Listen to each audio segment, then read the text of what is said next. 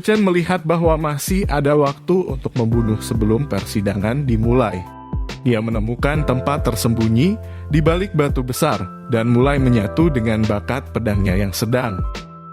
Rasa sakit yang tajam menjalar ke seluruh tubuhnya. Chen mengerutkan kening. Setelah sekitar 10 menit, rasa sakitnya berangsur-angsur memudar. Chen memeriksa bakatnya. Manusia es Chen, bakat budidaya sedang, bakat kecepatan dasar, bakat pedang sedang. Chen mengambil bilahnya dan merasakan sesuatu yang aneh. Bilah itu tampak tumbuh di tangannya dan telah menjadi bagian dari tubuhnya. Dia mengayunkan pedangnya di udara dan bisa menghitung gerakan yang sempurna, kecepatan tercepat, dan cara menggunakan kekuatan terkuat. Sangat kuat, Chen sedikit terkejut. Kekuatan teknik pedang tingkat menengah ini sebenarnya sangat mengesankan. Bahkan jika dia tidak memiliki bakat untuk kecepatan. Dengan teknik pedang ini, Chen sudah bisa bertarung melawan seorang seniman bela diri dengan kekuatan 500 pound. Jika dia belajar dari beberapa manual teknik pedang, dia akan menjadi lebih kuat. Setelah berlatih, Chen diam-diam kembali ke tim. Tak lama kemudian, persidangan dimulai. Semua orang dipenuhi dengan tekad. Mereka semua sadar bahwa ini adalah kesempatan yang baik untuk mengubah nasib mereka. Hadiah tempat pertama adalah 3 set darah binatang perantara dan 100.000 yuan tunai. Hadiah tempat kedua adalah 1 set darah binatang perantara dan 100.000 yuan tunai. Hadiah tempat ketiga adalah 3 set darah binatang tingkat rendah dan hadiah 50.000 yuan. Terakhir, tempat keempat hingga ke-10 dihadiahi 1 darah binatang buas tingkat rendah. Semua peringkat dihitung berdasarkan poin. Selama bagian yang ditunjuk dari binatang buas dipotong, mereka bisa ditukar dengan poin. Sidang akan berlangsung 3 hari, dan seolah-olah mereka akan tinggal di hutan selamanya, terlepas dari hidup atau mati. Bersiaplah untuk masuk, teriak seorang guru. Para siswa dari akademi pertama bergegas ke hutan terlebih dahulu dan secara bertahap menghilang dari pandangan. Berikutnya adalah akademi kedua, ketiga, dan kelima. Setelah memasuki hutan, Chen mengamati medan. Pepohonan di sini sangat rimbun dan medannya sangat kompleks. Setelah masuk, menjadi sangat sulit untuk melihat orang lain. Dia melihat bahwa hutan itu sangat besar dan menyimpulkan bahwa mungkin ada binatang buas yang tersembunyi di mana saja. Dia harus sangat berhati-hati. Setelah berjalan di hutan sebentar, Chen tiba-tiba mendengar suara mendesis ular di dekatnya.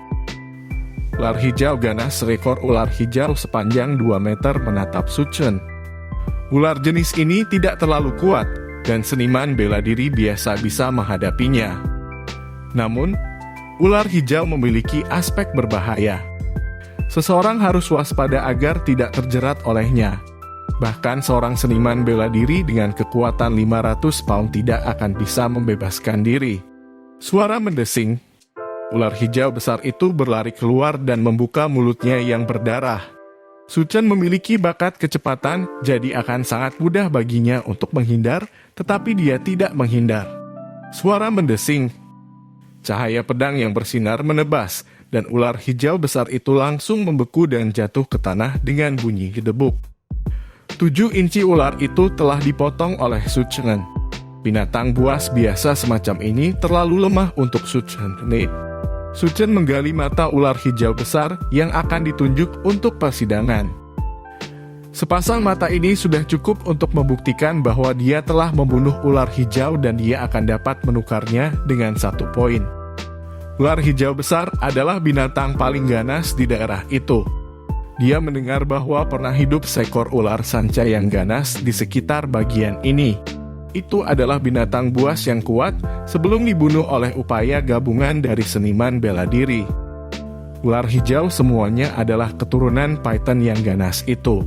Chen telah berkeliaran di hutan selama setengah hari dan sudah hampir malam. Chen membuka sebuah paket dan melihatnya.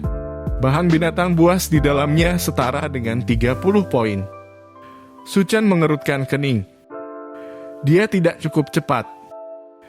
Jika dia membandingkan dirinya dengan siswa biasa, dia tidak akan merasa seburuk itu. Tetapi karena dia bersaing untuk mendapatkan tempat teratas, dia tahu ini masih jauh dari cukup. Su-chen menetap di pohon. Satu-satunya binatang buas yang hidup di pepohonan adalah ular hijau. Dia hanya harus berhati-hati dan tidak diserang oleh binatang buas lainnya. Jika seekor ular hijau mendekatinya, Su-chen yakin dia bisa membunuhnya secara instan.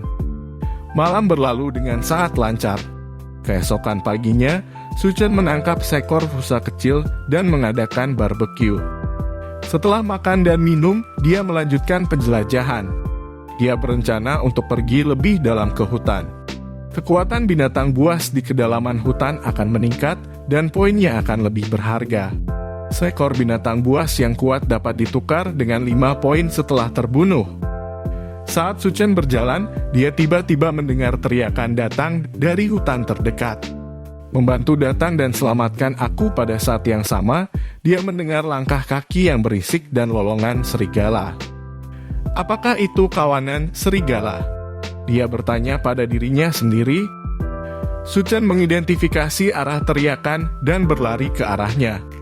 Jika benar-benar ada sekawanan serigala, mereka akan bernilai banyak poin. Terutama serigala alfa yang bernilai 10 poin.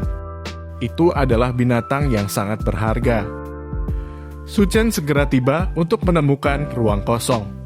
Ada banyak mayat di tanah. Beberapa adalah serigala liar dan beberapa adalah manusia. Lebih dari 10 binatang buas menyerang 5 atau 6 siswa. Jelas bahwa mereka tidak bisa bertahan lebih lama lagi. Chow Su-chen berkata, tercengang. Di antara orang-orang ini, dia telah menemukan wajah yang familiar. Chow tampak compang-camping. Di bawah pengepungan kawanan serigala, dia telah jatuh ke dalam kondisi yang mengerikan. Dia dipenuhi luka dan darah berceceran di tanah. Dia terus mengayunkan pisaunya dan menyerang ke segala arah. Su-chen dengan cepat bergegas. Chow dan yang lainnya tidak cukup kuat. Mereka belum pernah menghadapi kawanan serigala seperti ini sebelumnya. Su-chen menghela nafas. Orang-orang ini datang ke sini untuk apa-apa, tapi dia tidak mengatakan itu dengan keras.